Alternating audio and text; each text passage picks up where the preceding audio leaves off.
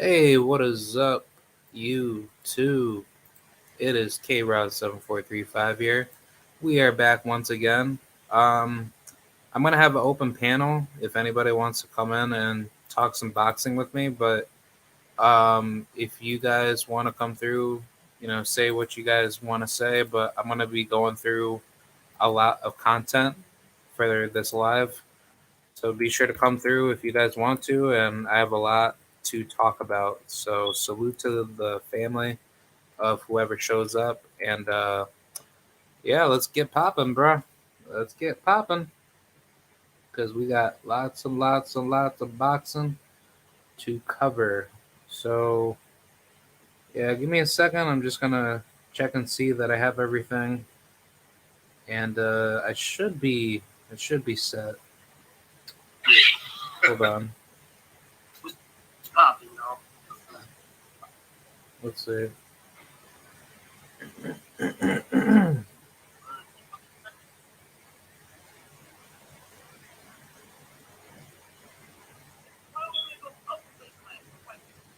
Yeah. All right. So I'm just making sure that the live is settled. Give me 1 second. All right. Here we go. All right. So we should be right. All right. Good.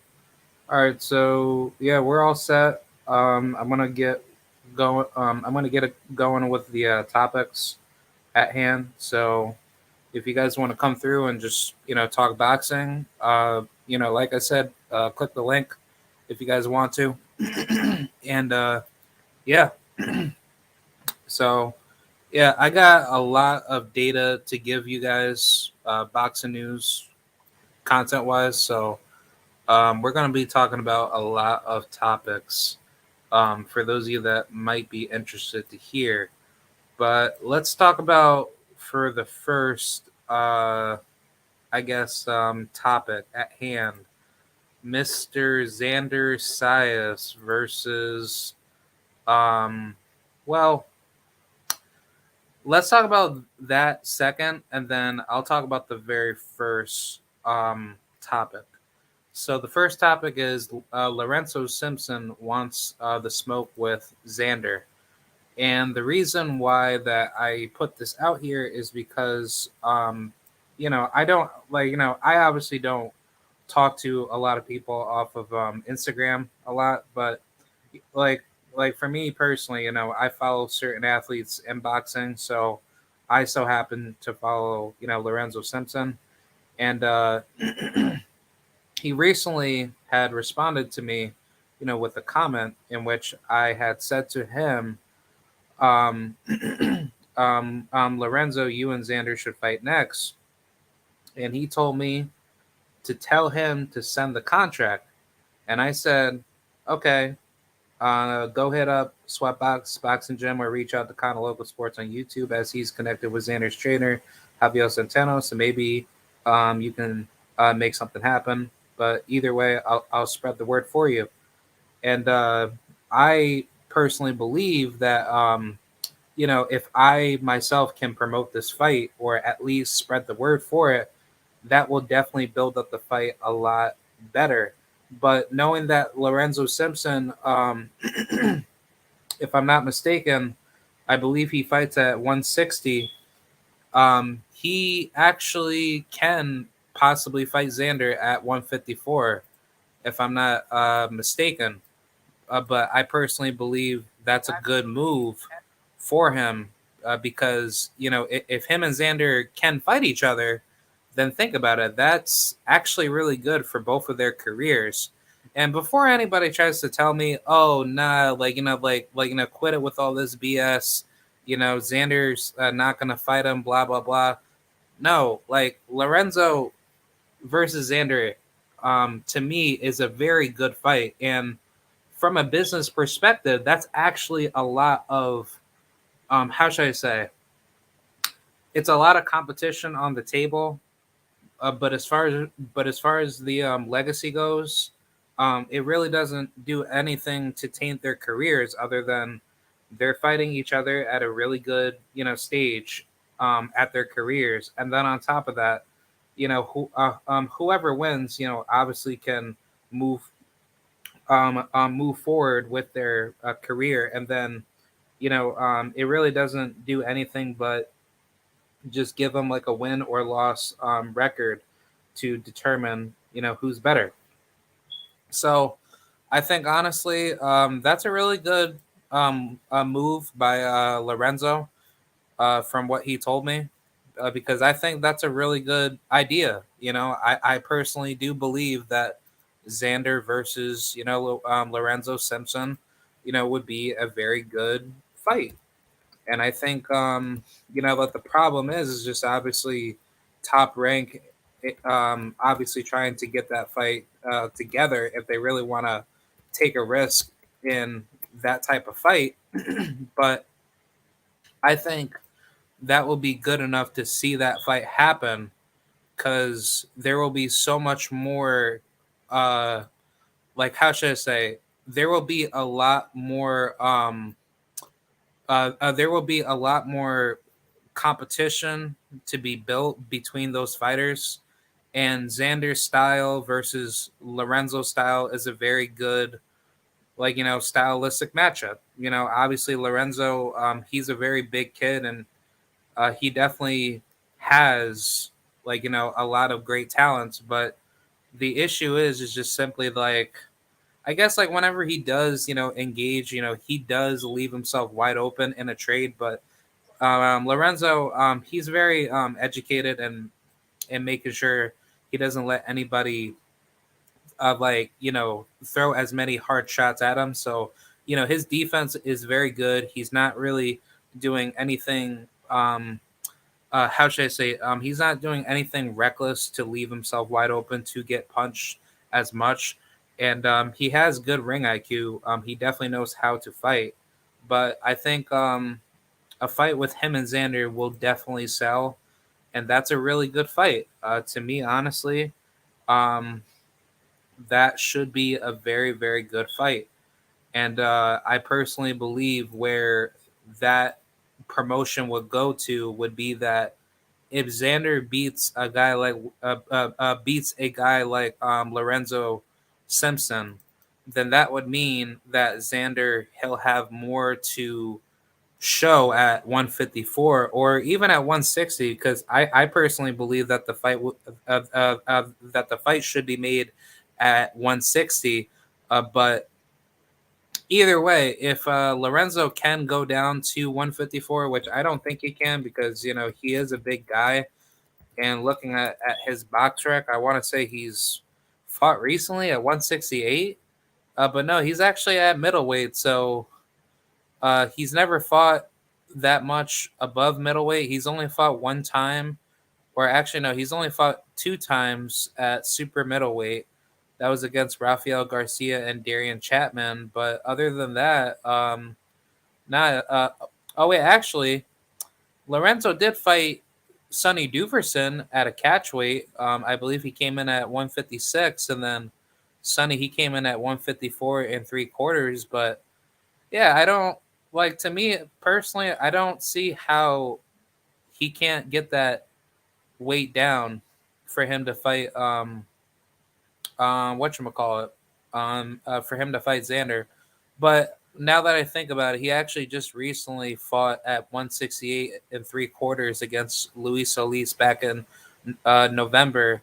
That was at the same date, as I think he was fighting on the same card with Mr. Darren Cunningham. So yeah, I mean, honestly, to be, like, to be honest, like, I think him and Xander should definitely fight at 160, or if they can meet at some form of like a catch weight, I wouldn't mind that. By all means, I think honestly, like, where Lorenzo's at with his career, he's 11-0, seven knockouts.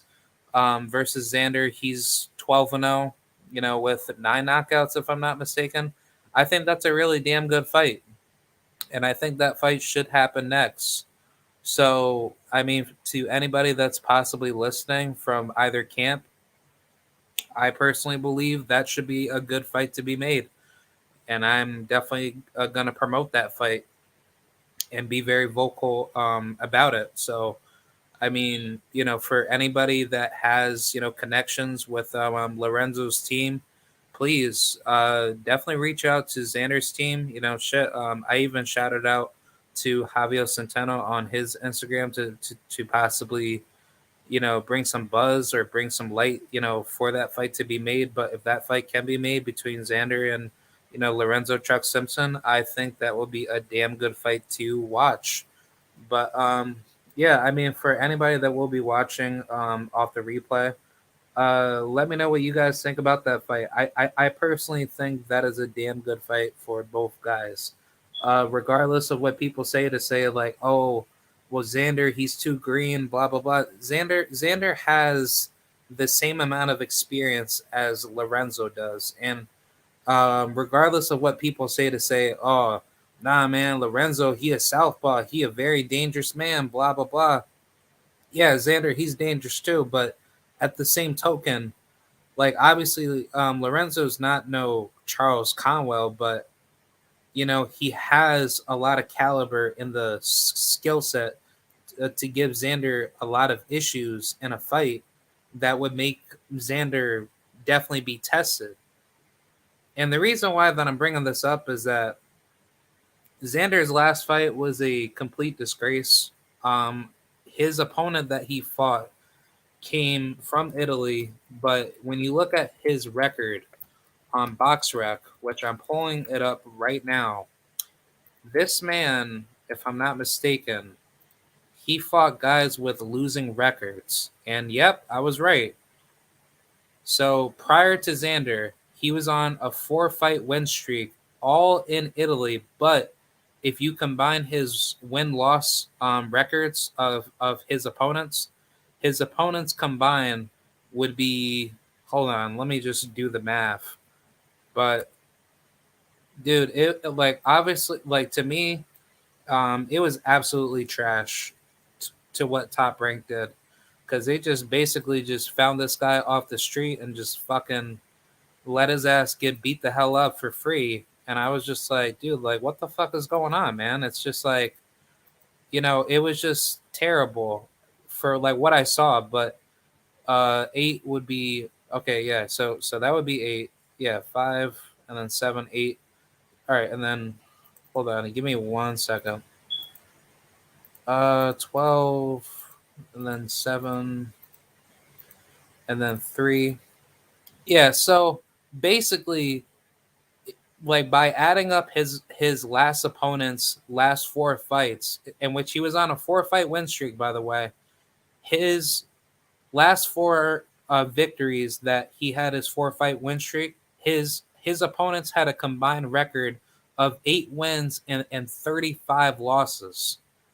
So you mean to tell me Xander decided to go after this bum? Like yeah, I'm sorry, I'm gonna call this guy a bum, a guy with 9 wins, 3 KOs, 2 losses, one by knockout by way of Xander, a guy 26 years old from Italy, 5'9", 70-inch arm reach. He ain't got like no fucking skills at 154. This man was food for Xander. That's just sad. That is just absolutely sad. So Xander decided to go after this dude that had a combined record of 8 wins and 35 losses with his last 4 opponents' resumes. That did not make him good enough to give Xander trouble. And to me, I find that to be absolutely disgraceful because you cannot tell me that Xander is fighting good opponents. Dan Karpensky, let's just take a look at his last few opponents. Lost to Cody Wilson in a unanimous 8-round decision. Cody Wilson's not that good anyway, but he actually got knocked out by Elvis Rodriguez. But he recently had a wow. He actually got a second round KO over Rakeem Johnson, in which he's not that good of a fighter, but um, yeah, like pretty much his last 5 opponents are not that good in competition. Like Dan Karpensky has not fought anybody. He hasn't fought anybody good. He actually got a split decision victory over Jamie Walker, in which he's not a good fighter himself, but still, he TKO'd Roger Blankenship, a fucking bum. He lost to Zachary Rollins 4-0-1, and then he TKO'd a 7-20 losses Donnie Miller in 4 rounds. So basically, Dan Karpinski has only fought two 10 rounders, and then he gets stopped in sixth by Xander. So please let that make sense, and somebody tell me, how does Xander's last five opponents scale compared to Lorenzo Simpson's last five opponents? In which, don't get it twisted, like Lorenzo's level of competition is not as, like, I would say, highly better, but like when you take a look at his skill set and where he's been taking people out with skill. He actually has, the better, how should I say it, let the better demand in getting those, better performances against guys with decent level of skill set. But as far as his last five opponents, out of those five opponents, he's actually beat some credible fighters such as Sonny Duverson, who was undefeated at the time in which Simpson, he actually got dropped in that fight in round five, and then Alexandro Duarte, who was a good fighter at one point, but I mean, obviously he wasn't that good, but still, he was like that Brazilian, no name guy that was decent at one point, but then obviously Lorenzo, he beat the living crap out of him. Another good victory was a Del Vecchio Savage fighter. He's not that bad of a fighter. I mean, Del Vecchio also went the distance with. Oh man, dude, Del Vecchio, his resume is not that good. Wow. But at one point, it was decent to say the least before he started losing. But he also went the distance with Alexis Espino. That was a good fight. Nadim Salam, that was a guy that I had on my channel a while back. He lost in a 6 round decision, and then after that, yeah, he's just been losing, been on a losing streak to other fighters. But I mean, yeah, I mean, obviously, like to me, I want to see Xander be in there with tough level competition, and I think a guy like Lorenzo Simpson will bring the best out of him. And if that can happen in the future, that will definitely lead me to my next topic about his potential legacy at 154. See now, I think Xander, he's like, obviously to me, I don't think he's being moved properly, because I think he's just fighting bum after bum, and he really hasn't done anything credible as far as making his career more notable at the super welterweight division. And like, to me, I don't think Xander will be ready when he's about to step up against the top level opposition at 154, simply for the manner that he needs to get that tough level fights that are going to build him up to become a better fighter. And I mean, just because you may think his resume is good now, but just wait until he meets a guy similar to that of a Jamonte Clark, or a, I don't even know. Honestly, I could just take a look at super welterweight rankings right now, and I could tell you some guys right now that will definitely give Xander trouble. I think Jamonte Clark will give Xander Zayas trouble. He's a southpaw. He's very strong. That man knows how to box. I would mainly, rate him as a boxer, puncher. He obviously doesn't be stopping people, but when he catches you, he catches you. But the bigger issue is that Jamonte is a very tall super welterweight, and knowing that he's only been stopped once by Terrell Gachet, which that loss was very devastating, but still, Terrell Gachet is a very good name. That guy, if he's ever to still be fighting, which I hope not, I don't think Xander should ever be running into a guy like that. That's a killer. But a guy like Charles Conwell, that's a killer. If he ever runs into Xander, that's going to be a very difficult fight for Xander.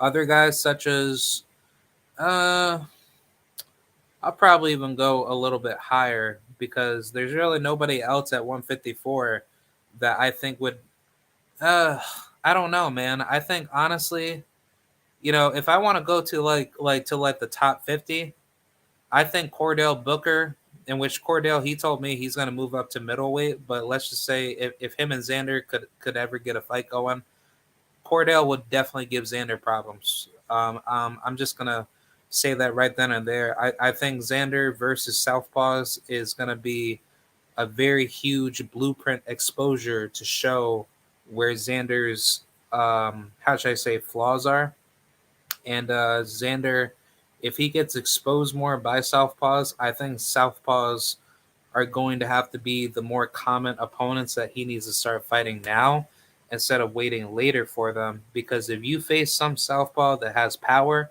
and he could definitely get you up out of there if he hurts you, then that's just a bad style matchup that Xander needs to definitely work on and not let somebody, catch him off a bad night.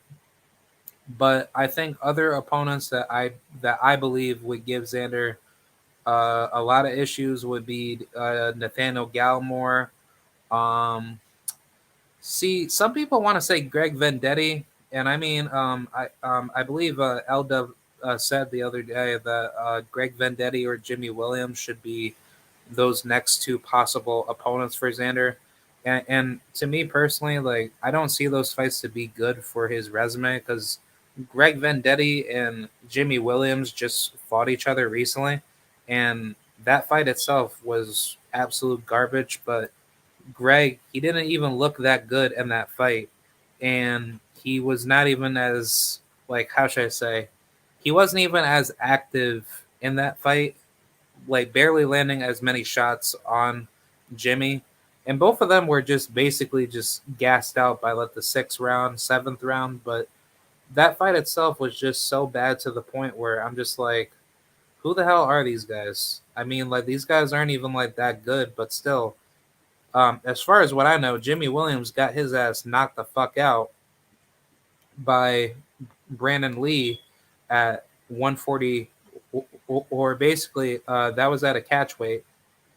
And then moving forward, he got a fucking, he got a basically a bullshit semi belt or two of them in his recent prior performance prior to Greg Vendetti against Yuri Foreman. It was a UBO international super welterweight title, and then a American Boxing Federation USA super welterweight title. Just absolute bullshit, man. But no, these are terrible picks for Xander, and I don't see these guys like really giving him work because if anything, Jimmy Williams is not a true super welterweight, and as far as Greg, he's not even a super welterweight himself because he started his career at 147. And I mean, I could just easily tell based off of their physique and style, Xander he'll just walk right through them because Xander he's way taller than both of them. Greg's 5'6", and Jimmy he's like about what 5'11", but still Xander he has just like wetter he has better skills than them or than both of them, and he'll just basically break them late game to the point of them getting knocked out. But no, I don't think those are good fights. I think to me, Xander needs to be in there with guys that are just as young and hungry as him. I think a guy like Carlos Ocampo would be a flame fight.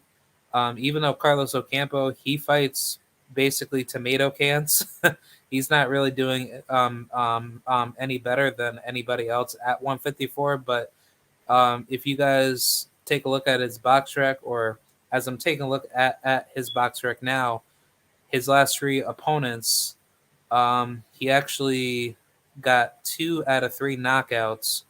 But I mean, these are all 10 rounders, by the way, but they weren't really like high level profile fights.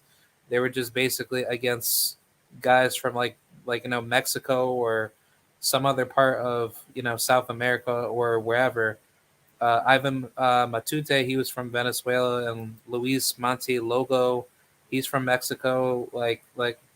Yeah, I mean, personally, I think Xander, going up against him would be a very good fight, just simply for the matter that you beat a top 25, super welterweight, that was listed on BoxRec. But I think a win over Carlos would be a very good win because Carlos, he does have a good, decent style. His style isn't as, how should I say, it's not as persistently um, dangerous early game, but I will say late game, if you allow Carlos try try to smother his shots on you, then that's what makes Carlos a more bigger threat in a fight.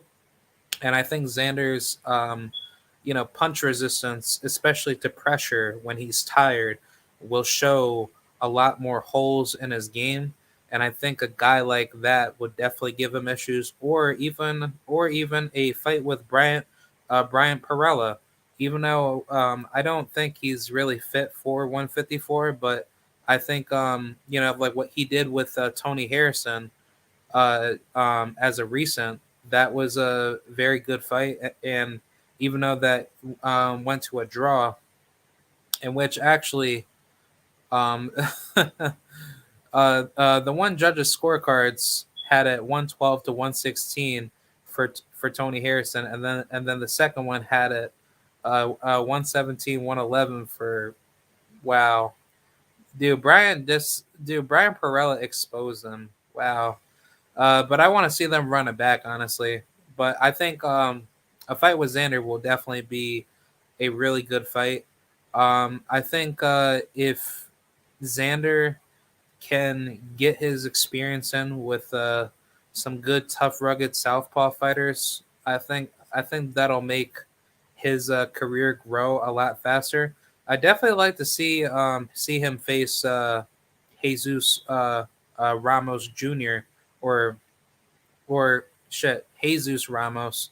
I think that's a really good fight.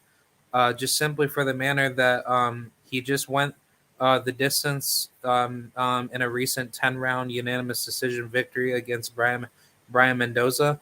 Oh, I actually wouldn't mind Javier Molina too, because if Javier Molina is fighting at super welterweight, I think that's a damn good fight. But I don't think that fight will probably happen, just simply for the manner that it probably looks like he's probably going to campaign at welterweight. But if Xander can get a fight with Javier Molina, I would actually like that fight because Javier Molina, he's a really good pure boxer.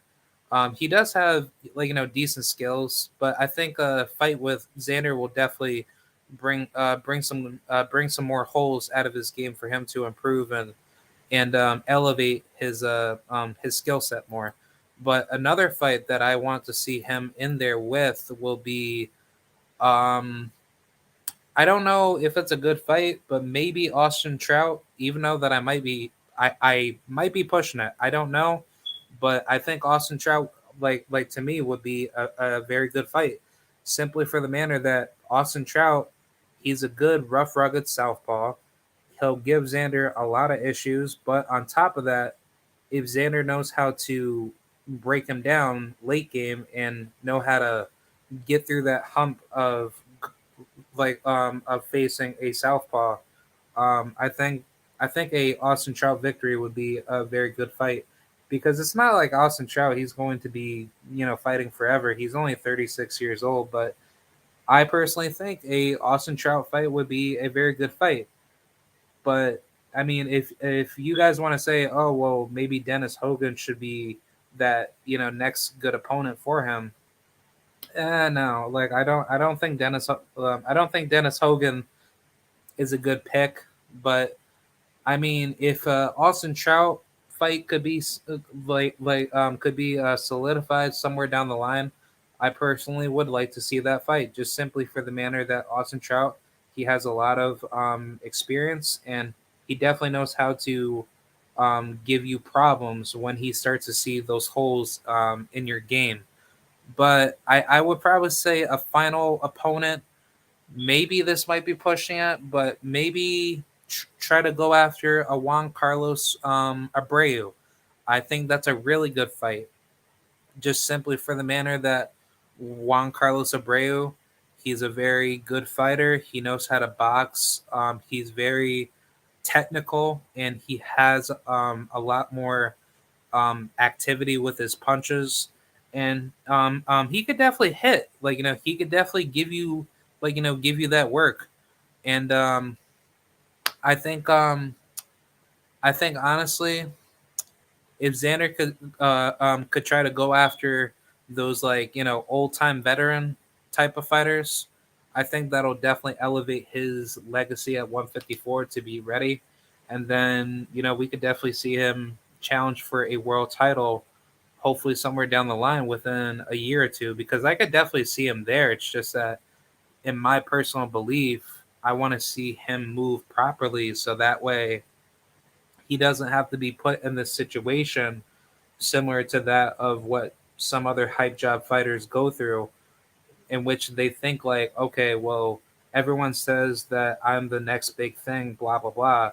So they run with that, and then when it's time for them to step up, after they've basically been hyped up fighting bum after bum type of fighters, then they get knocked off, and then nobody doesn't talk about them. And I don't want to see that out of Xander. I think Xander is a terrific fighter.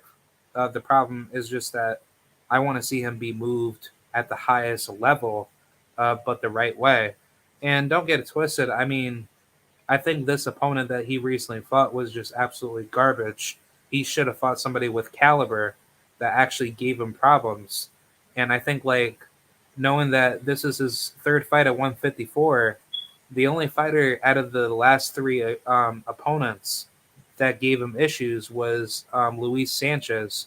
And Luis Sanchez, he did a good job, being in there to survive. But at the same token, it wasn't like Xander was, you know, landing a lot of flush shots on him. He was getting some decent shots off of him, but at the same token, it was just more like he was getting tired.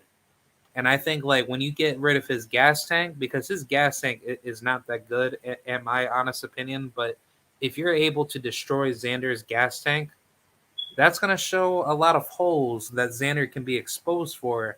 And then when you bring him to deep waters, then I think Xander will definitely understand where his problems are, and then that's going to leave a lot of open opportunities for guys that know how to go through those weathered storms, and then they're able to knock you out late game in a fight where you can't have any more breathing room. Like when they catch you, they catch you.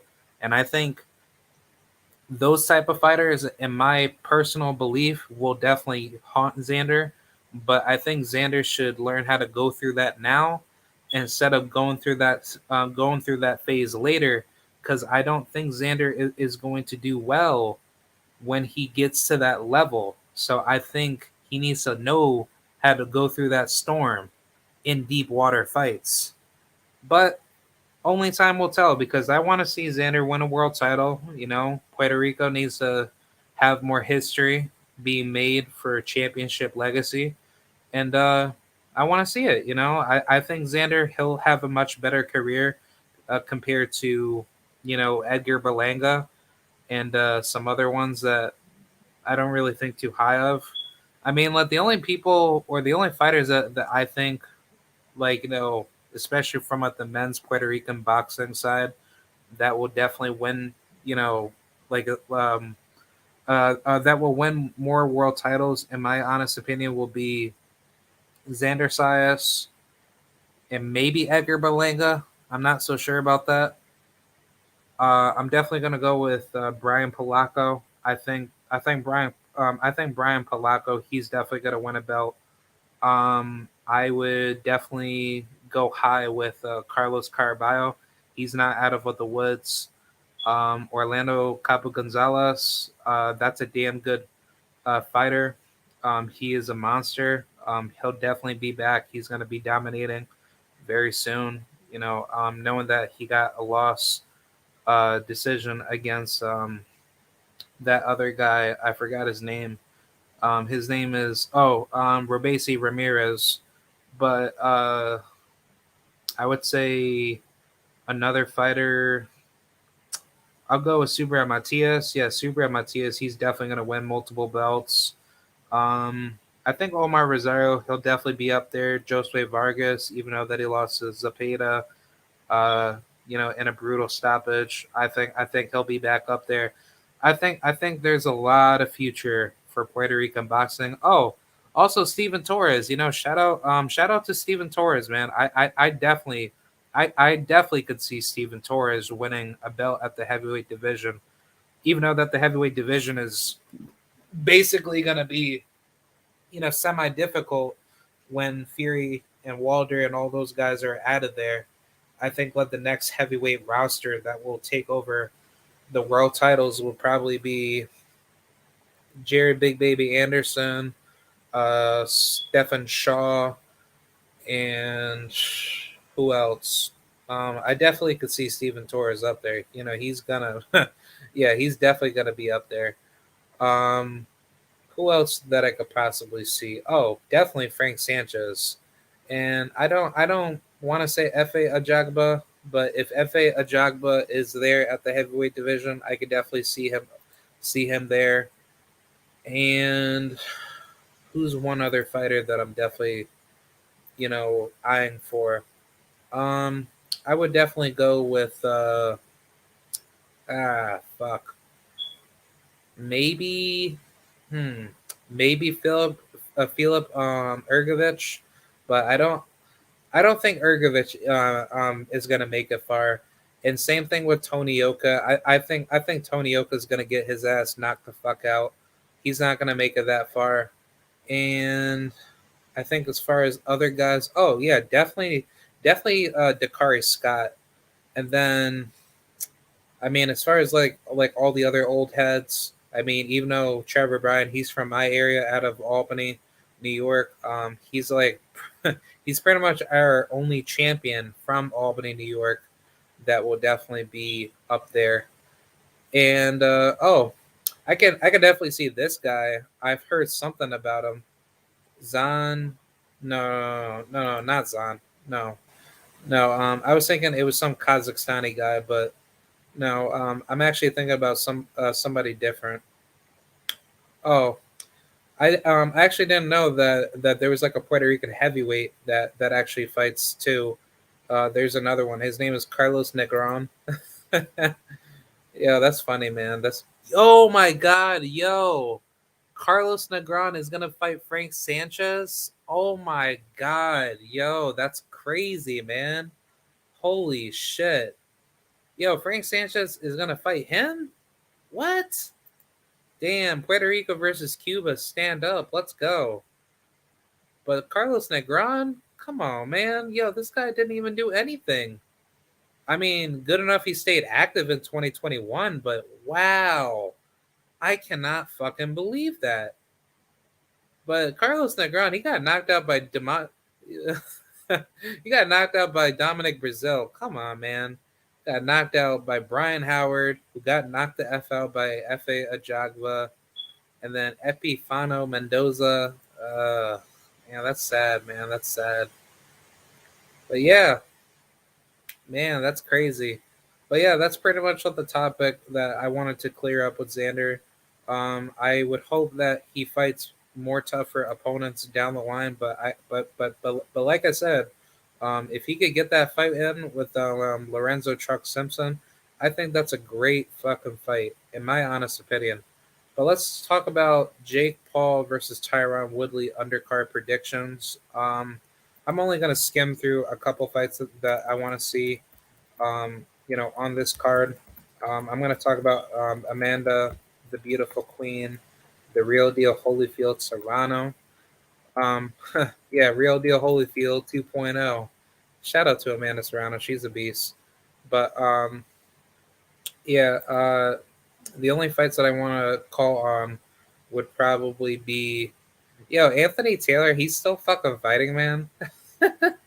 Oh, okay. So yeah, um, there's a couple fights that I'm looking forward to. I'm definitely looking forward to the Giovanni Estella versus Chris Rollins fight. I think Chris Rollins, he ain't nobody. He's 5'9" and won in MMA, but supposedly this guy boxes. But he came off of a good KO victory against Nathan Miller. Nobody, nobody special, but I mean, if he could give him issues, then I'm definitely looking forward to it. This guy from fucking Charlottesville, Virginia. Oh no, he actually came off of a majority decision, uh, a draw against Ryan Schwartzberg, but his previous wins prior to that were against debut opponents at at 160 and 154, both in second round KOs. So yeah, that's pretty sad. And then he got his ass knocked like literally he got his ass knocked the fuck out by Vito Melnecki, and then he got knocked out by a 0-7-4 Alberto Delgado. Yo, that is sad, man. He got knocked out by a 1-18-4 fucking Mexican, man. Yo. Oh, that is so damn sad. Oh my god. Yo, somebody clean this man. Yo, somebody throw this man into the garbage, man. But yeah, this guy is 6'1". He got a 71-inch arm reach, and like my boy Giovanni. Shout out to Giovanni. He's a damn good fighter. That man's a monster. He's 21 years old, 6 feet 5'0". I believe he only has 4 knockouts. No, he has 2 knockouts, but this man, he could hit. He could definitely hit. Obviously, his record's not as good um, compared to other people. Oh, he actually knocked out Ryan Schwartzberg on his debut. Well, that was his second fight, but Ryan was on his debut, and then he knocked out Jarrell Murray. I don't, I don't think I know him, but no, I don't. But yeah, he knocked him out, and yeah, yeah, nothing special. I mean, he's had some decent, outings, but yeah, this is a very first big fight on the big stage, and this is in Tampa, by the way. So, I mean, for anybody that's out in Florida, be sure to go check out that fight. I'm pretty sure Kano, he's gonna go down there. He'll probably go down there to go see it, but probably anybody else that probably lives down there, they'll probably check it out. So, but I'm definitely looking forward to seeing what he's gonna do. I'm pretty sure he's gonna knock this guy clean the fuck out. Chris Rollins, looks like a bum, and he probably fights like one. So I don't think so high off of white fighters a lot. But with a record like that, I don't think you're gonna be making it past the second round, if not the first round. But Giovanni, big ups to you, bro. And I definitely got him by stoppage. Another fight that I like to see. Well, I'm definitely looking forward to the Darren Williams Frank Gore fight. I don't understand why these two are fighting, but by all means, knowing that you are a NBA player versus going up against a fucking NFL player, that's just sad. But if everything goes well in this fight, which it should, I will definitely go with the more naturally bigger guy. And I want to say that has to be Frank Gore.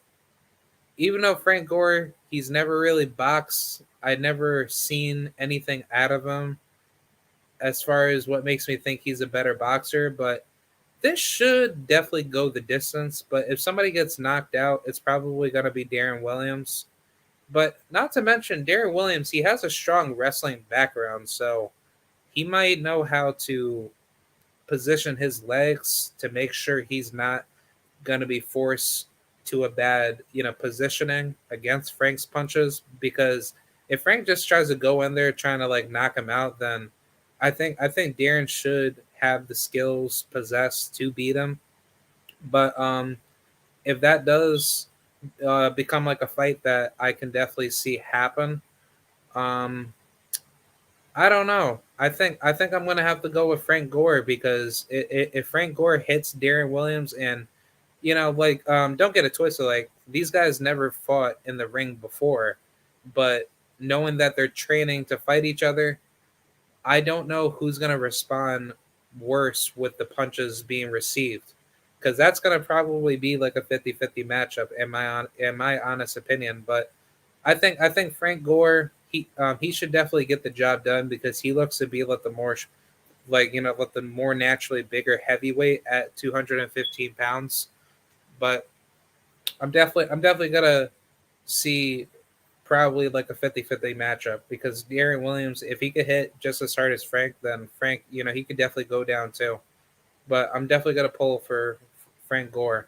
Obviously Jake Paul, Tyron Woodley too. For those of you that don't know, Tyron Woodley, he got put in as a last minute replacement. So I'm probably just gonna go with Jake Paul, simply for the fact that he is like the better, semi skilled boxer. But if Woodley comes in a lot different with a more aggressive, dangerous style, then I'm definitely going Woodley by KO. I'll definitely want to see Woodley knock Jake Paul clean the fuck out, and yeah, I think Tyron Woodley, he could definitely beat the living crap out of Jake. So I definitely like to see that fight. I definitely will look forward to be tuning in for it come Saturday, and hopefully Woodley, he can perform the upset. But if it does not go to a upset and Jake, he just ends up winning, then that's going to be really really sad. No, I don't want to see that shit. But let's move on with the co-main event. A man of the real deal Serrano, 2.0 Holyfield. Let's go. Real deal Holyfield. But she'll be going up against Miran Gutierrez. I don't think this fight is going to see the second or third round, but I'm definitely going to say Amanda's going to stop her or just beat her to a decision. People want to say she doesn't have power at 135, but in her recent bouts at 135, she has knocked out several women. She knocked out Demigila Gonturek, and let's see, I know she almost knocked out that Argentinian girl. Yeah. Oh yeah, yeah. He actually, she actually knocked out Maria Moderna. Yeah, she knocked her out for the WBO, female title, and she went the distance, but she basically beat the living crap out of that one other Argentinian lady. Um, it was what was her name, man? I know off the top of my name or top of my head. Was it Marisol Reyes? No, no, no. That was like the Dominican chick. Oh man, who was it? No, I'm trying to think of it. Oh, Yasmin Rivas? No, that wasn't Yasmin. Yasmin, she was like the Mexican girl. Oh, it was Yamila Esther Reynoso. That was a difficult fight, but Amanda, if you look at that fight alone actually showed a lot of, how should I say, it showed a lot of grit and determination that Amanda performed in that fight. And even though Yamila, she's not that good of a fighter herself, but I mean she she has like a decent resume, and she's actually fighting or she did fight back in December 10th, but I don't know if she won that fight. But her resume isn't as like credible. She fought Victoria Bustos and Layla McCarter and Chris Namas, and yeah, I don't really see anything different. But yeah, she's a pretty decent fighter. She's really nothing special, but she definitely gave Amanda some trouble. But when Amanda was hurting her, she was giving her some really big shots. But I will say it probably had to been her like her grit in the fight that gave Amanda trouble, and she was punishing Amanda to the body a lot too. So Amanda, she was wasting a lot of punches, and I think she wasn't really positioning herself in the right methods to throw about the right punches to break Yamila down. So maybe that's why people will say that she doesn't have power at 135, but I'm of the belief to say that she does, because she does hit hard and she does give people a lot of trouble. And I don't think what people are seeing is that Amanda, she throws an accumulation of punches to try to land that big punch to take somebody down. And I think even her recent fight with Yamileth Mercado, she has a good chin, but on top of that, when she was getting hit, she was about to get stopped anyway. The only problem was that her corner, didn't want to stop it, and the referee was about to go in when Amanda did hit her, to the ropes, and I think she cocked her head back, when Amanda hit her with that mean right, or I believe it was like a straight right jab, or it was a left uppercut if I'm not mistaken, but still, if you just take a look at those fights, especially with Daniela Bermudez, Dahiana Santana, Simone de Silva, Yamalef Mercado, it will all show you that Amanda, she can knock somebody out. She's not afraid of taking somebody down and beating somebody up for 10 plus rounds. Even take a look at the Heather Hardy fight. Heather Hardy, she was about to get stopped. But the problem was just that the referees in female boxing are like very iffy, if you know what I'm saying. Like a referee does not want to step in to stop a fight if one girl is getting beat the hell up, but her punch resistance is good enough for her to just take the shots, and then she's just going in there not throwing as many punches, but she's throwing some punches. Do you know what I'm saying? While the other lady's just smothering, and then she's landing more effective shots. And I think as far as what Amanda's performances go, is just that she's a much bigger danger threat late game versus early game. But if she could hurt you, she could hurt you. And I think with this Spaniard chick, even though I personally believe she's an absolute bum and she's garbage, Miriam Gutierrez has fought absolutely nobody except for Katie Taylor, and she got dropped like late in the fourth round. But as far as her other fights, she hasn't done anything. I mean, yeah, you won a WBA Gold Female Light title, but that's not a real title. Sorry. WBA Interim, that's not a real title, but that's a mandatory spot for Katie's belts a year later. That was back in 2019. But as far as everything else goes, she's fought opponents with losing records.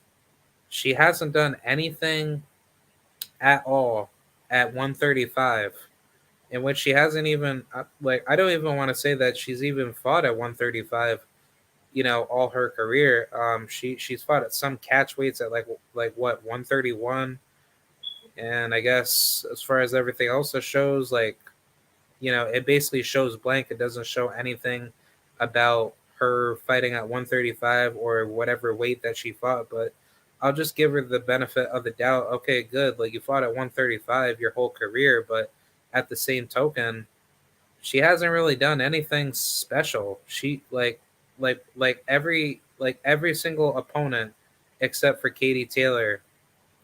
Most of her opponents' resumes are like losing record opponents. So when you add up her win loss, ratio, her opponents have more losses than wins. So I don't think this is a good fight, just simply for the manner that this lady came off of a devastating loss to Katie Taylor, but then she comes back and she gets a 6 round unanimous decision yeah back in November, and then a month and a half later she gets a shot with Amanda. Yeah, I like to me personally, it like it doesn't sit well with me because it's like, why does this lady have the opportunity to fight Amanda, but why can't Amanda fight somebody in the top 10 at least, and fight somebody like, I don't know, maybe Deborah? No, not Deborah Denicius. She's at Amanda's division, but at the lightweight division at least, she could have easily fought maybe somebody like shit. I actually like to me personally, I actually wouldn't mind Heather Hardy over Heather Hardy over Miriam Gutierrez for like a rematch, or maybe Melissa St. Ville. I mean, obviously Melissa St. Ville ain't that good as she used to be, but other fighters like maybe I don't even want to go with Jennifer Hahn. I think Amanda would stop Jennifer Hahn. Uh, that would be a ultimate beatdown. But maybe a Verena Kaiser. I actually want to mind that, even though Verena she ain't she ain't that special. But Verena Kaiser wouldn't be that bad.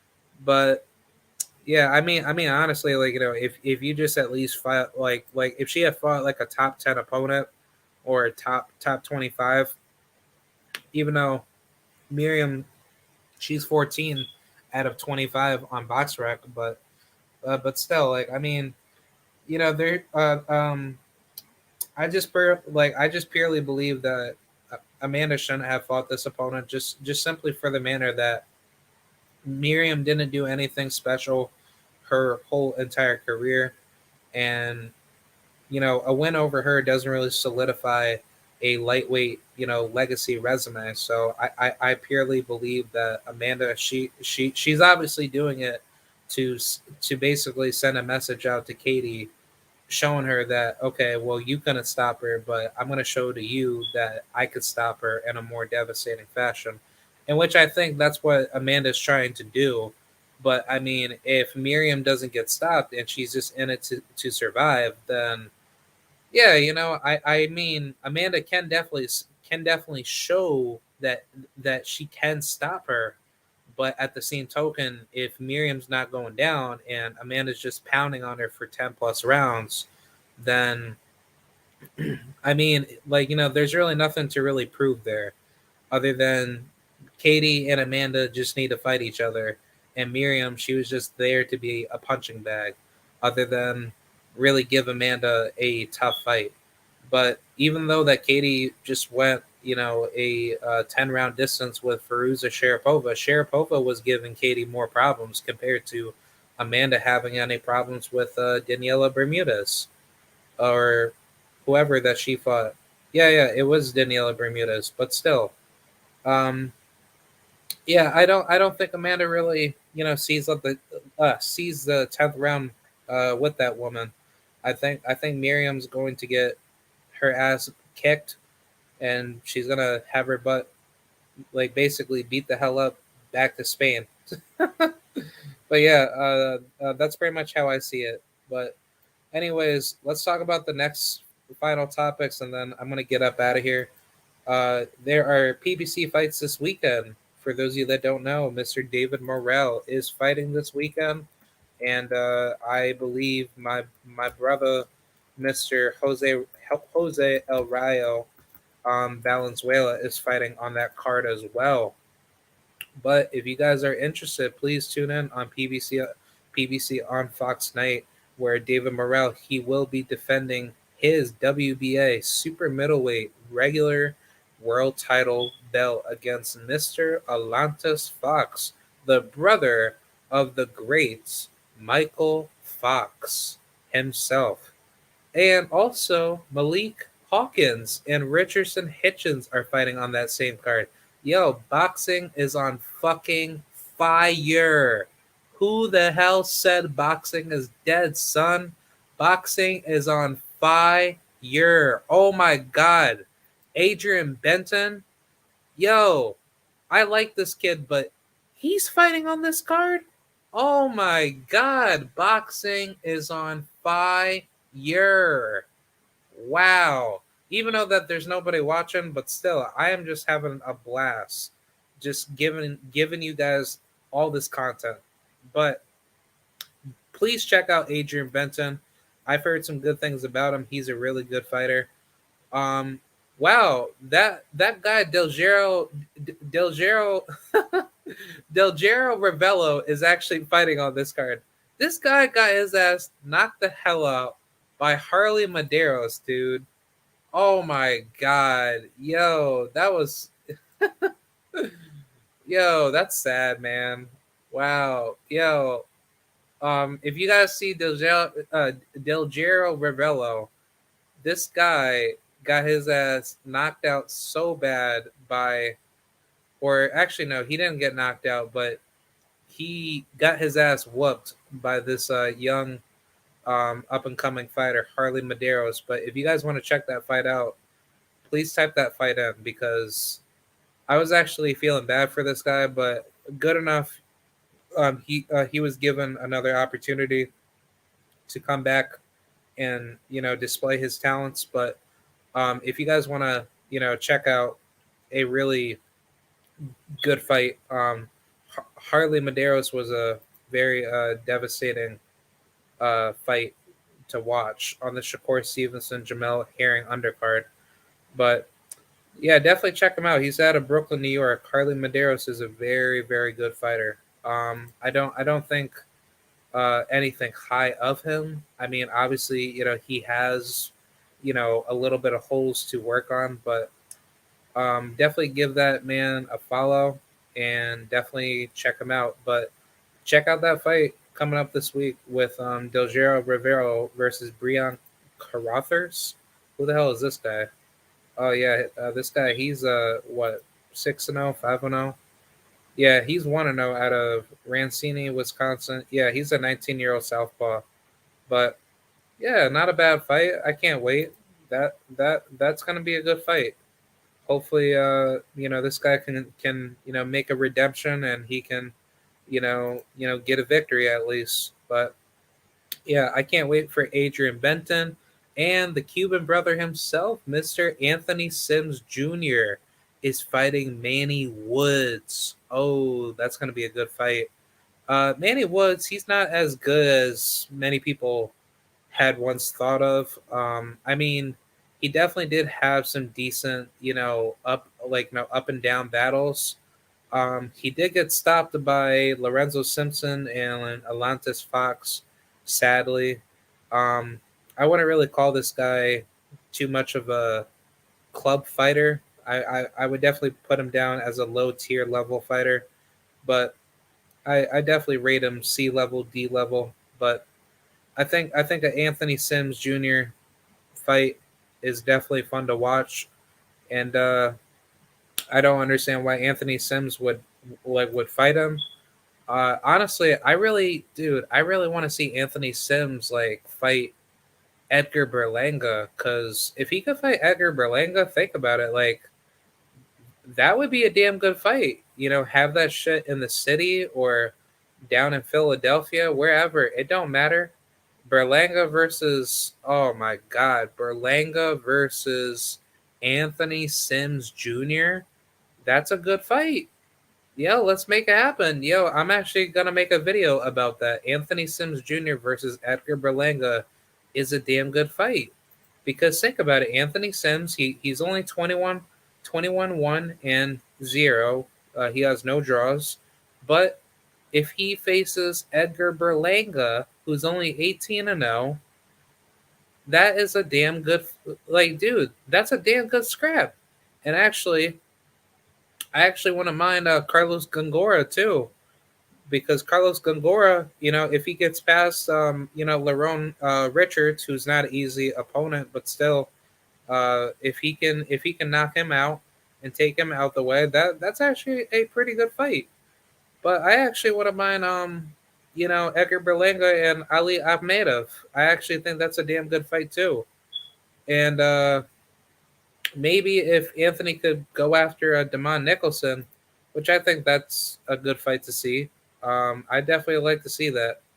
Yeah, that's kind of crazy how uh, Damon Nicholson, he's basically almost been out the ring for like, wow, damn near like 4 6 months. Yeah, so he's not coming back till February 19th. Man, that's sad, man. But I hope everything's well with him. But man, that sucks. Yeah, I don't blame him. But he actually did have a recent fight back in October. So I mean, yeah, with him being active in February, it actually makes a lot better sense. But yeah, I think Anthony Sims versus Edgar Berlanga is a damn good fight. Or Kevin Newman. Kevin Newman is actually a fantastic fight. Or Vladimir Shishkin, in which I don't think Shishkin he's gonna be around for too much longer. I think he's gonna get knocked the fuck out, later on in his career. But I also want to mind to see Mr. Who else? I want to see Anthony Sims versus maybe Anthony Durrell. Maybe I'm not so sure if that's a very good resume building fight, because I know Anthony Sims will beat the living crap out of him. But if that's not to be the case, go after David Lemieux. David Lemieux is a dude. He's a beast, dude. I love David Lemieux. He's my homie. But yeah, French Canadians stand up. But yo, I would definitely love to see that fight. David Lemieux versus Anthony Sims, a fucking banger. But yeah, be sure to check out the PBC fight card. Oh, I can't forget about the brothers, Mr. Malik Hawkins and Richardson Hitchens. Please, God Almighty, look at that fight. I guarantee you, you are not going to be, bro. You guys are not going to be. How should I say? That is going to be the best fight out of that entire fucking card. Even though Malik Hawkins, he came off of a very devastating loss against Subriel Matias, but still, I'm actually happy that he's back, even though that he's fighting a Mayweather fighter of his own. But that's a damn good fight. So I think that's good. He took some time off. Wow, actually, dude, that's kind of sad though. He actually had an eye injury. Yo, he had a fucking eye injury, man. Yo, man, Super Matias, he's a killer, man, dude. Like Matias, he is the most deadliest fighter out there. That changes a fighter's life. Like literally, he destroys people's lives. That man is just lethal. But I'm glad that he's healed up. He took time off, and yeah, like I just hope everything is safe after this fight with Richardson Hitchens, and I hope like may the best man win, man, because if anything, Malik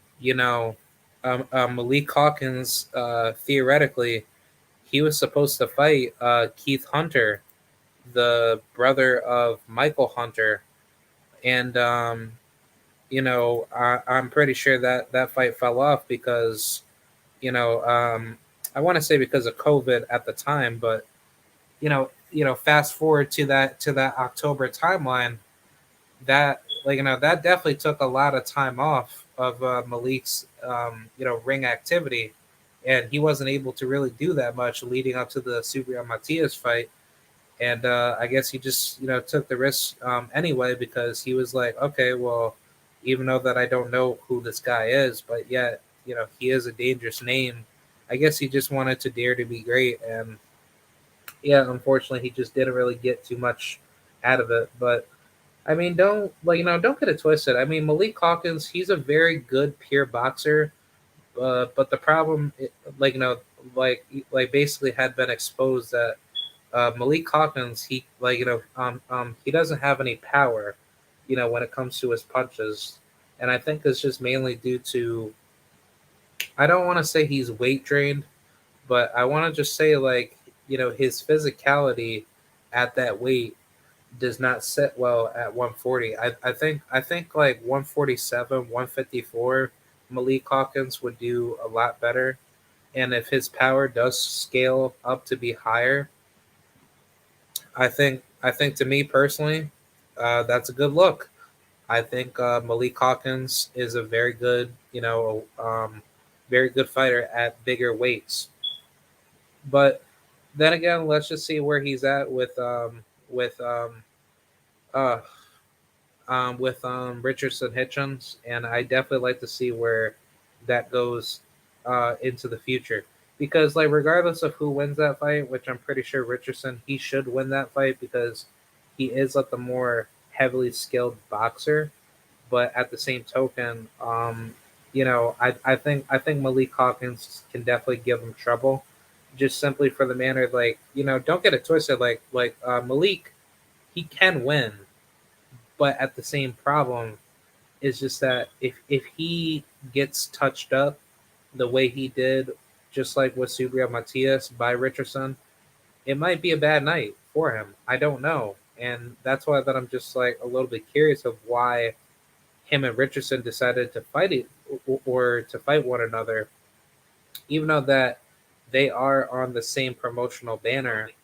But I truly believe that a fight like this at this at this stage of their careers, I don't know if this helps them or if this pushes them backwards. If one of them loses, but either way, I'm happy that this fight is made because they probably thought that this is on a big stage. They're both PBC guys, so they definitely have a lot to gain.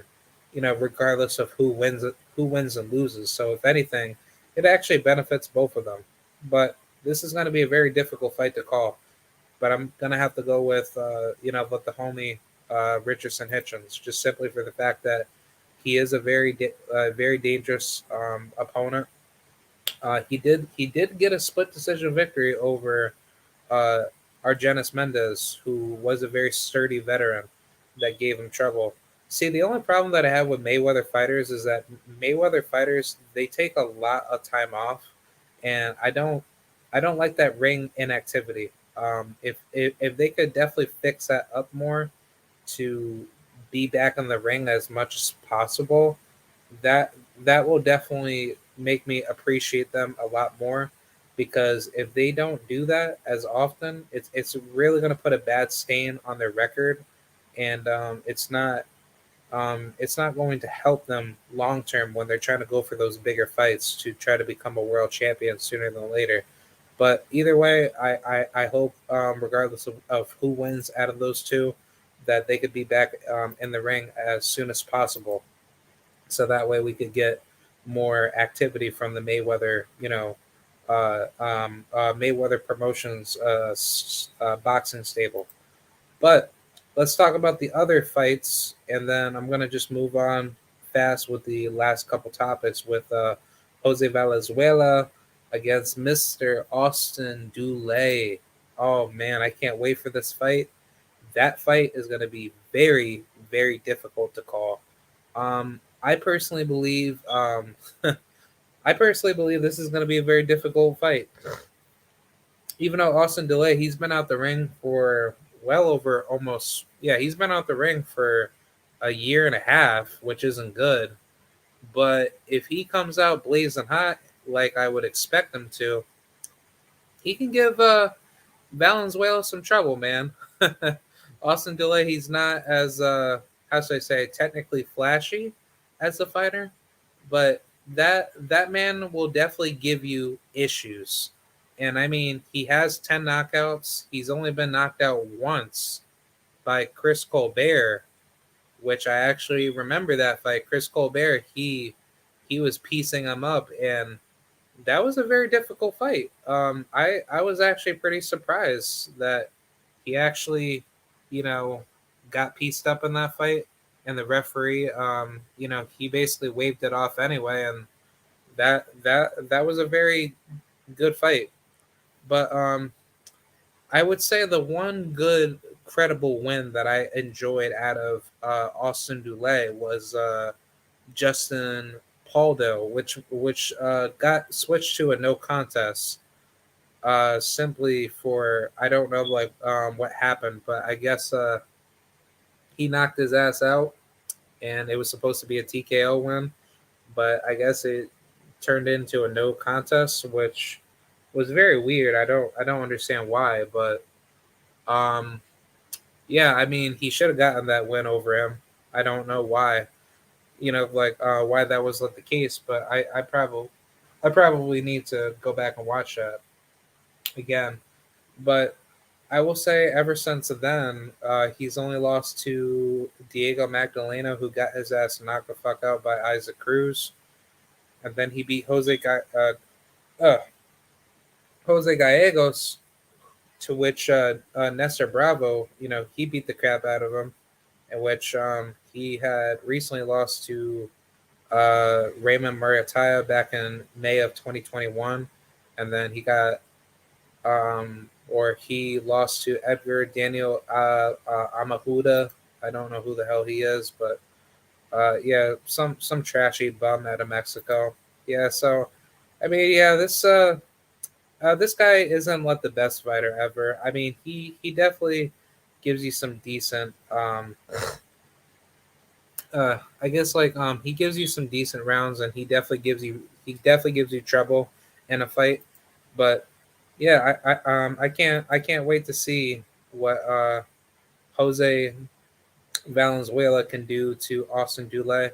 Even though that they're both southpaws, I think Austin Doulay is going to give Jose a lot of trouble. He didn't look too good against Denier Barrio, just simply because Barrio, he is a rough, rugged opponent, and he is a very awkward fighter that has um, a lot of slickness with his awkwardness. So therefore, it made Valenzuela underperform a lot more than expected.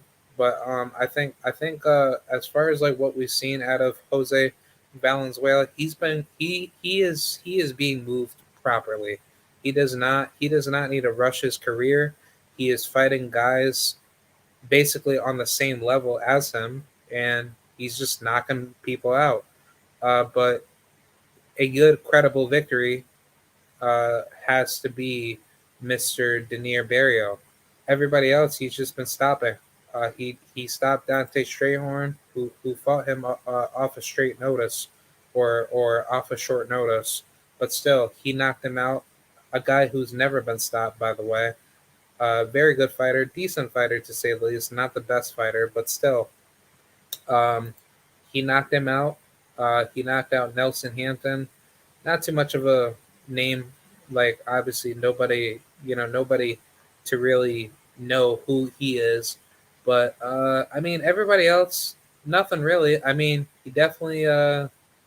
Actually, no, no. I'm thinking about somebody else. But actually, if you guys want to know, Eric Manriquez, that piece of shit. That piece of shit got his ass knocked the fuck out by fucking who? I remember who it was. He got knocked out by Kent Cruz back in 2017. Out of back in 2017 on October 21st that year. But dude, Eric Manriquez, go fuck yourself, man. You a piece of shit in real life.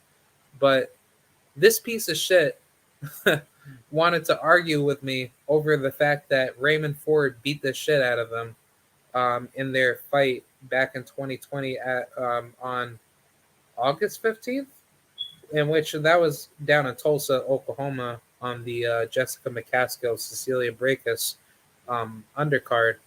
But still, this guy got his ass beat the hell up the entire fight, and he doesn't even want to accept the fact that he's not a good fighter. You were never that good of a fighter. And this man, for some weird reason, he started his career in 2010 and then took a 3-year layoff. I don't know what the hell you did. I'm pretty sure he got into some legal trouble. It looks like it. But still, it's like this guy's not committed in his entire career. His entire career has not done anything but basically destroy him. He's gotten destroyed by like high level fighters, Raytona Whitfield, Cat Cruz. Like, I mean, dude, it's just sad, man. Like, I mean, I don't really care. Like, I mean, to me, like, I don't really care about like what anybody has to say about me, but the facts are the facts that show that when you're a professional fighter and you know that you're not as good as you say that you are, like literally miss me with that bullshit, man. Because I don't really care about guys like you when you have like all that hyper ego to think that like you're the best in the world, but come to find out you're like to me you ain't shit. But yeah, as far as that goes, Austin Doulay versus Jose Valenzuela, that's a terrific fight. But he actually was supposed to fight Rolando Romero back in July, but I guess that fight got waved off. I don't know what the hell happened, but yeah, I guess Rolly he was actually supposed to fight Austin Doulay. Oh yeah, I remember Austin Doulay. I think he suffered a injury at that time. Yeah, yeah, I think so. But yeah, he was supposed to fight him, and then Anthony Yidget he took over. But yeah, be sure to check that fight out. I'm definitely tuning in for that fight.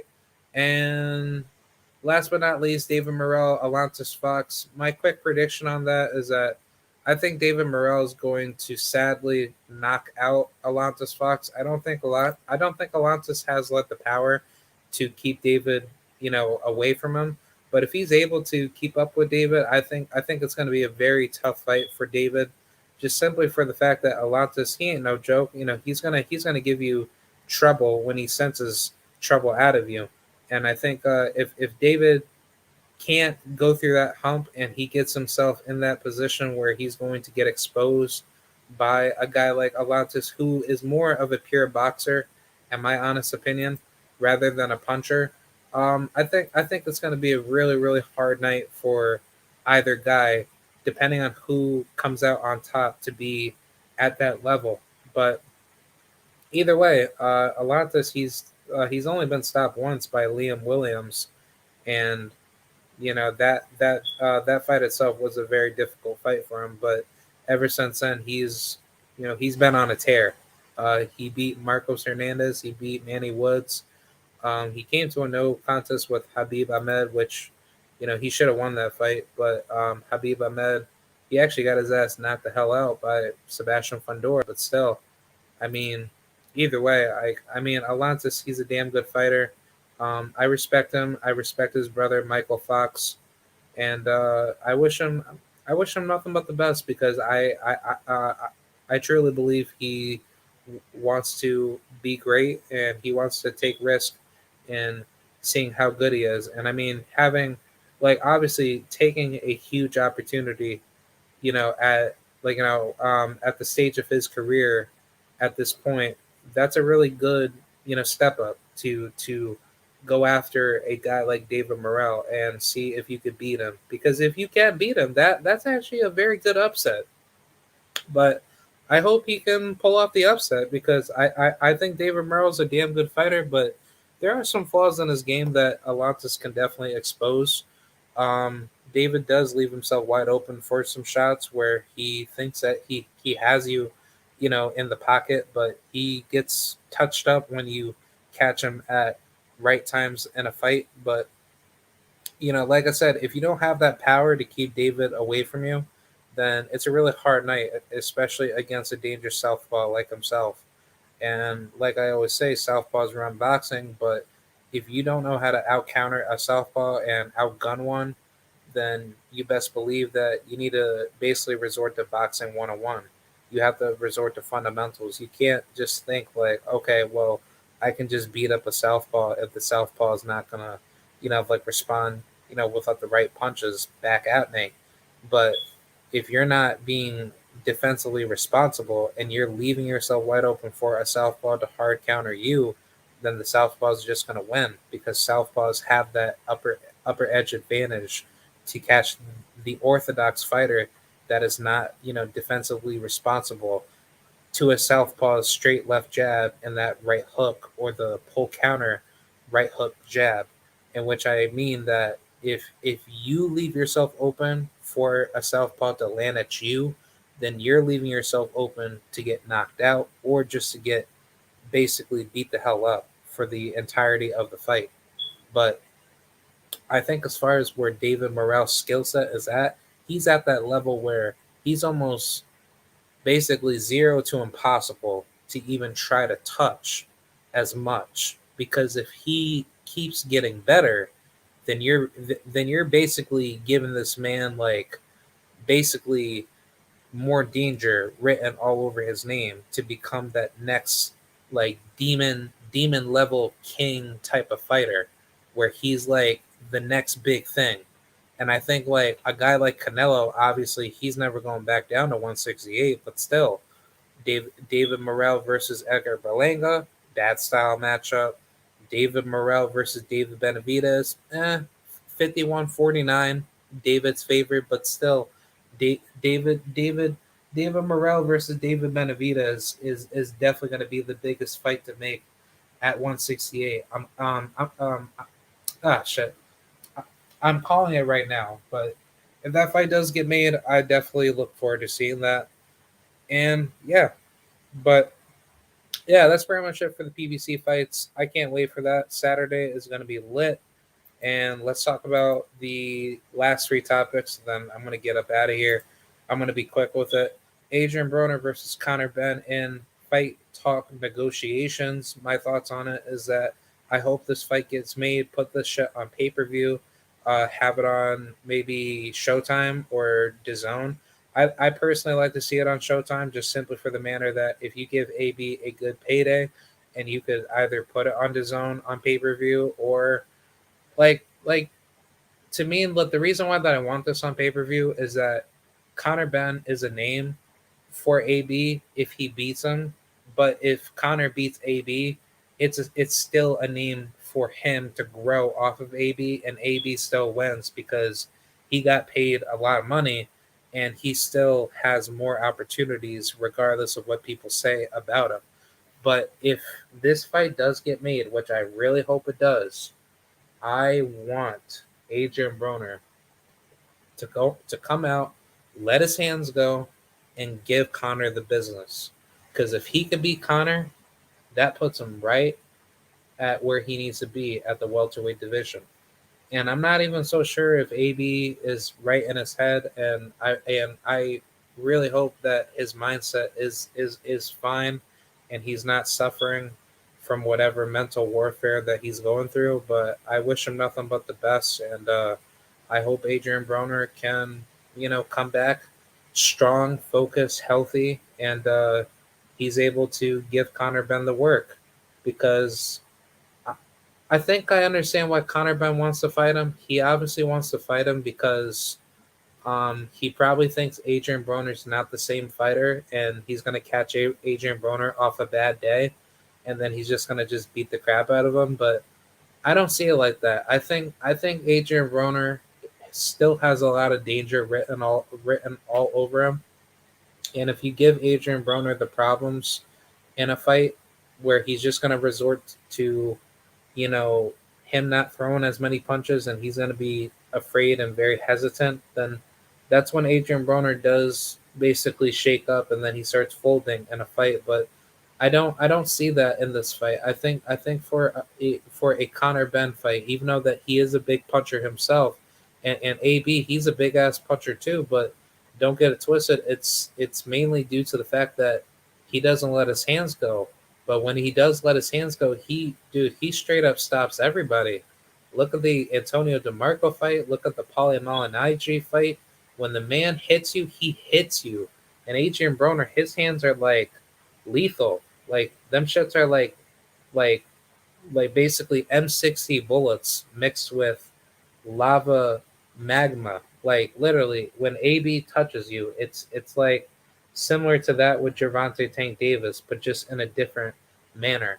But the reason why that I hope this fight does get made is that if Eddie Hearn plays it right and he gives AB what he's looking for, let's just say you pay him like $5 to $10 million for the fight, and what Conor Ben gets like maybe 2 to 3, maybe 4 million. I mean, this shit needs to be on pay-per-view just simply for the fact like it's worth a big money fight. So therefore, if AB and Conor Ben could fight each other, whether if it's going to be in the UK or if it's going to be in America, I personally would like to see it in America, just simply for the manner that the fight is sellable in America, because AB in America sells the fuck out. But AB in the UK, like people know who AB is in the UK because AB, he is global, but I think it's better to get that drawing power in the United States. But that's my personal beliefs, and I personally hope that fight does get made. But let's talk about the last two topics, and then I got to get up out of here. It's been a good little chat session. Errol Spence exposes Terrence Crawford's social media bluff. See, now I'm going to laugh my ass off talking about this.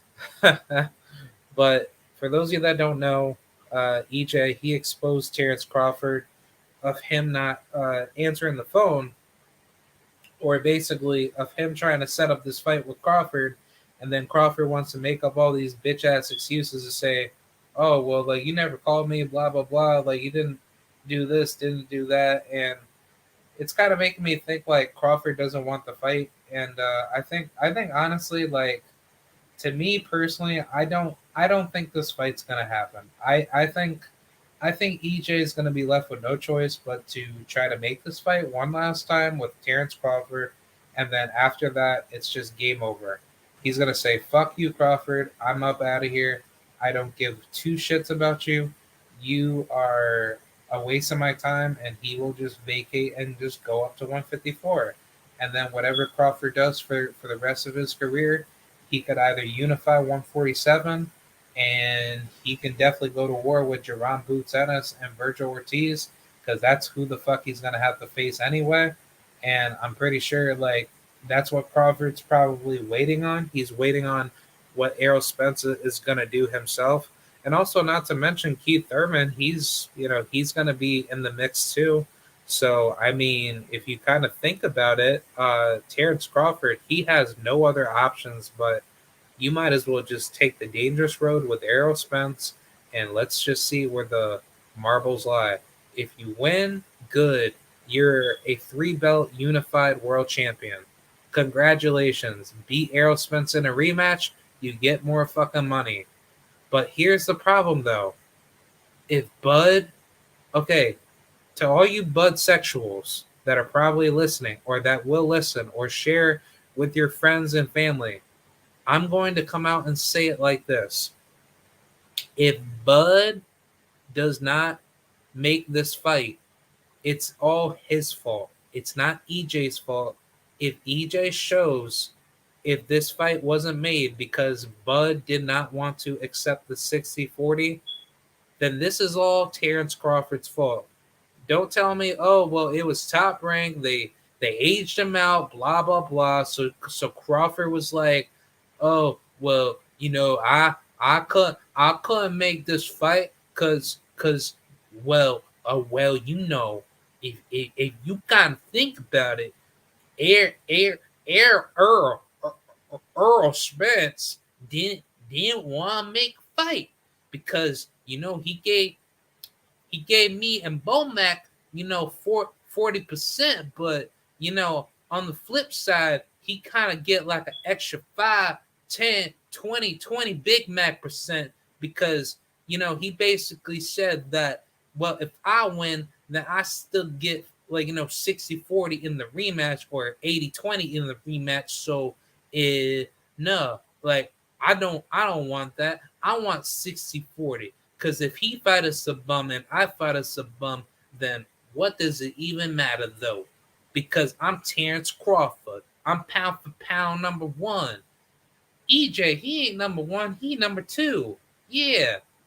That's basically what Crawford's going to say. That's my initial prediction leading up to this fight rumors. Because at this point, we don't know what the fuck's going on. I don't know what the hell's going on, but I sure as hell will call it as I see it. I don't think Crawford wants to fight. I think the minute Crawford gets exposed is the minute EJ will say, "Yeah, man, you're ducking me. Like I don't care what you guys have to say about me." As Errol Spence would believe so, or would not believe so, and he'll just basically say, "Yeah, man, I'm just moving on. See you later. Here's my belts. If you guys want to go after them, basically just throw him into the pit of fire." Because at this point, Terrence Crawford, he's basically obviously making up lies, and he's not wanting the fight with EJ. So I don't think the fight's gonna happen. I think EJ he's gonna have to be forced to move up to 154, and I think that's what Terrence Crawford is willing to let EJ do, because other than that, he's not being vocal about it. He's not like showing any signs that he actually wants the fight. And if he really wants it, he should have just taken the 60-40% fight deal in the first place. And fuck out of here trying to tell me that, oh, but he deserves more than 60-40. He needs 50-50, blah blah blah, because of accolades. Nigga, Terrence Crawford, he a way better fighter in resume than EJ. Like, last time I checked, purse splits are not determined by resumes. Purse splits have always been determined by who is the bigger draw. And if EJ has shown from time to time that you don't need belts to become a bigger draw in boxing, it will show you that Errol Spence, with and without with or without belts, has always been the bigger draw, because he has always fought the better end competition. So, yeah, miss me with that bullshit. But yeah, like, I hope the fight gets made so EJ can, beat the living crap out of Terrence Crawford. So please, Terrence Crawford, make the fight so that way we can see you get annihilated by Mister Man Down EJ. But yeah, let's go on with the last topic. Jaron Boots Ennis is fighting soon, but against who? See, now the only reason why I've come to this conclusion is because Jaron Ennis had recently stated that he is approaching fight camp very soon. And see, now the only problem that I have with this is that, knowing that you came off of a good victory off of Thomas DeLorme, who in the hell's name are you going to fight if you're going to fight for a mandatory position? Because don't get it twisted, Jaron Ennis, he's a damn good fighter. I love watching Boots and its team Jaron Ennis here all day. It's Boots Nation. Philadelphia, stand up. But I want to believe that Jaron Ennis will either fight Cody Crowley, or he will possibly fight. Um, shit, who else could he possibly fight? I mean, I don't think he's gonna fight Butev. I think, honestly, if I'm gonna go off of a wild guess, it better not be Jamal James, or it better not be Maurice Hooker. I personally don't think it's gonna be Maurice Hooker, but I think, if anything, man, I don't know, man. I don't know who Boots is gonna fight. Like, but if I'm going to be honest here, like, he has to fight somebody in the top 50. I'm just hoping that it ain't no fucking, like, low level fighter, man. But I actually want to mind, like, I mean, if it's just gonna be fighting for the title eliminator, then it's probably gonna be Cody Crowley. But if it's not, but if it's not going to be for a title eliminator, and he's just going for, for a straight up, stay busy fight, then I could see somebody by the likes of, maybe Maurice. Well, obviously not a stay busy fight, but a fight that's going to be worth just keeping your skills sharp. Maurice Hooker, maybe Jamal. Well, I don't think Jamal James is a good fit. I actually wouldn't mind an Abel Ramos fight. Abel Ramos is a damn good ass fight.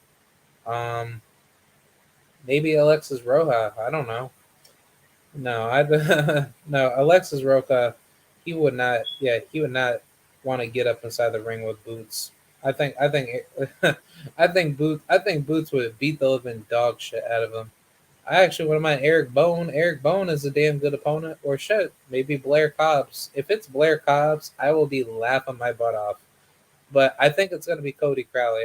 I'm definitely thinking Cody Crowley will be the next opponent because Jerron, he is number 3 in the IBF. So if anything, Cody Crowley should be that final piece of the puzzle for the IBF mandatory status, and then he'll be next in line to fight EJ because Errol Spence is basically like at the top of the food chain, and then Crawford's next to him, and then Ugas, and then that's pretty much it. So I don't know. I think if anything, there's a lot of questions that need to be answered at Jaron Ennis's career, but I think everything will play itself out, and he'll have everything set up.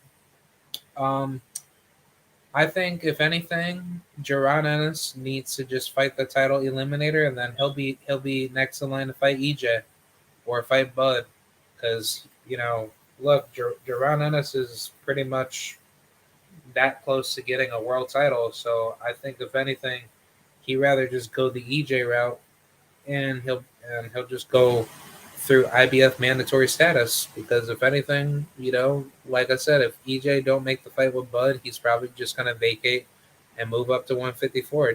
Don't be surprised if that happens, because I think Errol Spence is. I personally think he's gonna do that, and he did say he is planning on returning sometime in February or March. Uh, I don't know. I think March is a better year, because even though that he was supposed to fight Manny Pacquiao back in June the following summer, um, he was supposed to beat the living crap out of Pacquiao.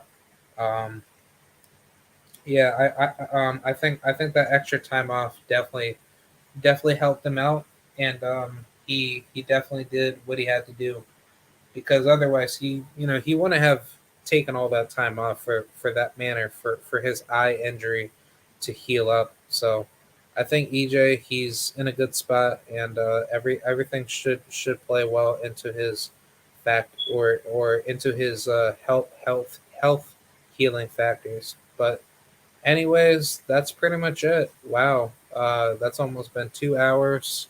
Even though that we did have some people pull up in here, well, as far as other people come in just to view and like. But hey, shout out to everybody that definitely tuned in just to listen, because that's really what I'm here for. I'm just here to just talk about boxing and give you guys, um, you know, give you guys with the news. So that's what I wanted to say. That's pretty much what I have to say. Hope you guys enjoyed it. Shout out to the mighty LDBC. And this is Kieran Rodriguez, aka K Rod 7435. I am ouch. See you guys later. Hasta luego. Bye.